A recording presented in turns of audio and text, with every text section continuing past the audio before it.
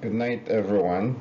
Today we will talk in reference to financial ratios for Belize Electricity Limited and JPS from Jamaica. JPS, their mission is that through inspired and committed employees and innovative technologies, we deliver an energy solution for every Jamaican, improving lives, fueling growth of businesses, and empowering development of Jamaica. Their vision is that we are the people leading the energy revolution, unleashing Jamaica's growth and prosperity. Their corporate profile, as defined in their website, is that it's an integrated utility company and the sole distributor of electricity in Jamaica. The company is engaged in generation, transmission, and distribution of electricity, and also purchases power from 5 independent power producers with a customer base of 600,000 customers.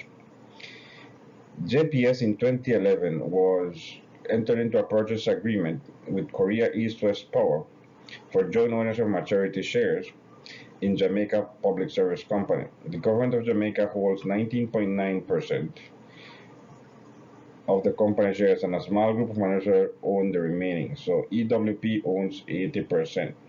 Now let's look at BL. Their mission is to provide reliable electricity at the lowest sustainable cost, stimulating national development and improving the quality of life in Belize. Their vision is a model of excellence. Their corporate profile, as per their website, the government believes the largest shareholder in Belize with direct ownership of 32.6% interest in the company. The Social Security Board owns 31.2% interest in the company, so the public sector interest amounts to 63.8%.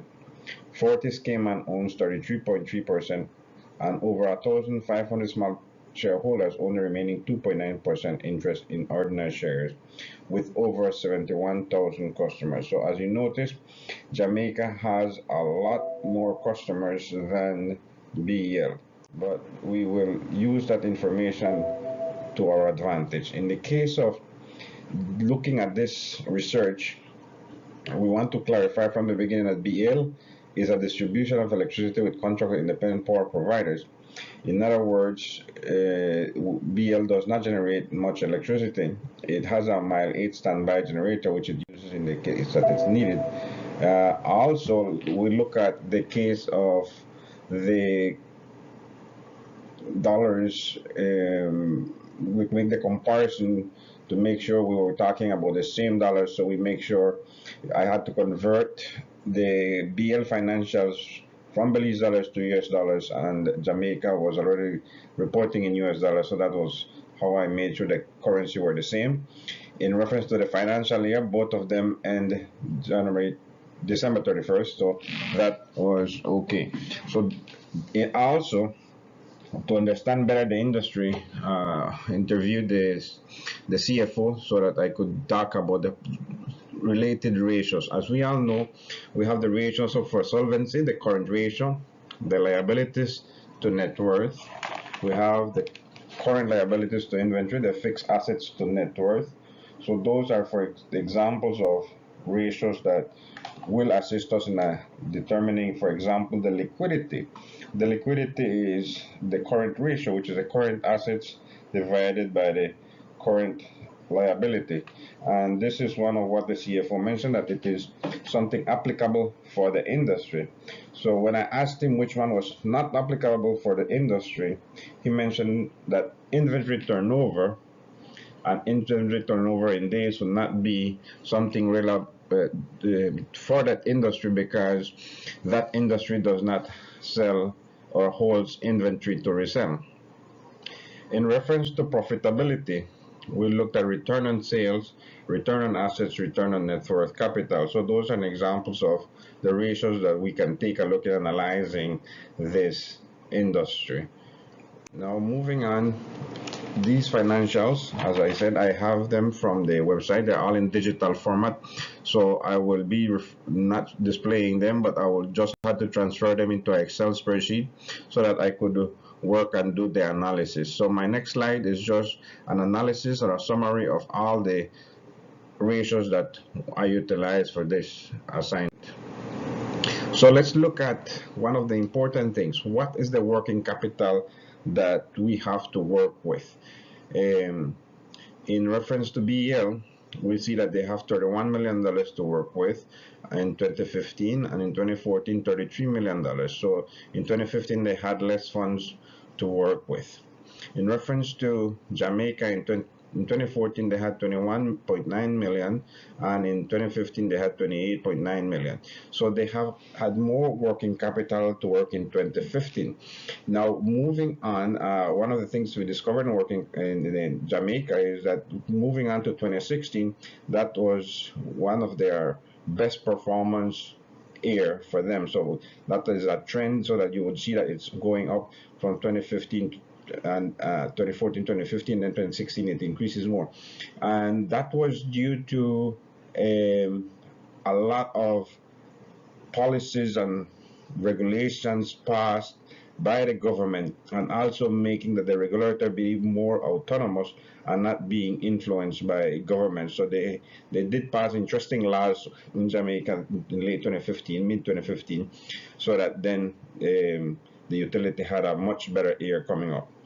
In reference to current ratio, which assists us, as I said earlier, in determining where we are in reference to short-term payment of loans, for example, that and the acid test ratio are two very good indicators. So you have the case of BL. In 2014, it was 3.69 and 3.43. So there's a decrease, but still is strong. In the case of GPS, it's not as strong, but it's still good, 1.1 and 1.18. In case of the acid test ratio for JPS, you have it below 1, which is not good. And in the case of BL, it's still above 2, which is a good indicator for the solvency aspect, whereby this is indicating that you can pay your short-term loans if you need one. In one of the indicators that the CFO recommended to look at would be cost of goods sold. So I use that indicator, and looking at that and comparing across, you will see that it's an industry more or less average that is consistent among the industry. So that by itself explains to me why it is important to look at it. So that's one of the ones that's specific to this type of industry in the utilities business. Now let's look at the larger picture now in reference to a holistic approach to the whole company in comparison, comparing company to company now. So let's look at the net profit margin. In reference to the net profit margin, what we are seeing here is that BEL has 15.76 in 2015, 21.91 in 2014. JPS has an 11.4, 11.34 and 8.98 in 2014. And then the gross profit margin is 35.32, 46.19, 37.67, 26.69. Now the difference between the net profit margin and the gross profit margin, let's remember that those are both after the taxes and everything is removed. So despite the gross profit margin being large, you notice that in the case of BEL, it still remains a viable business to invest in comparison to JPS, which if you are investing into that, you're expecting returns, or if you compare it to banks give you a return right now of 4%, 2.5% on fixed deposits. So BEL would be giving you returns around 15%. That is far much better. Now, in the long term, when it comes to financials, if you look at the leverage aspect, you see that you have that the BEL has a 1.31, 1.25 in 214, JP has a 1.16 and a 1.04. So that is actually used in the industry to show that you are running a tight ship and that you are indeed having a strong position when it comes to managing your assets. The return on assets also does that for you. So if you notice, return on assets is 0.28 0.07, 0.03 for GPS, and 0.32 for JPS in 2014. So in 2014, they had a better year for JPS. The return on equity, total equity. This is an interesting figure here because BL did not pay dividends in 2014, so that figure is skewed, the 10.91. So I just calculated it using the formula, but actually I discovered later that they did not pay dividends that year. So the more accurate value would be the 4.58.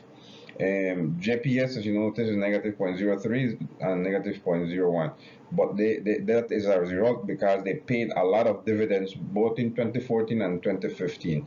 So that is why their values looks very small. So that is my short presentation for my signature assignment. With that, I leave you. Thank you very much for a great course.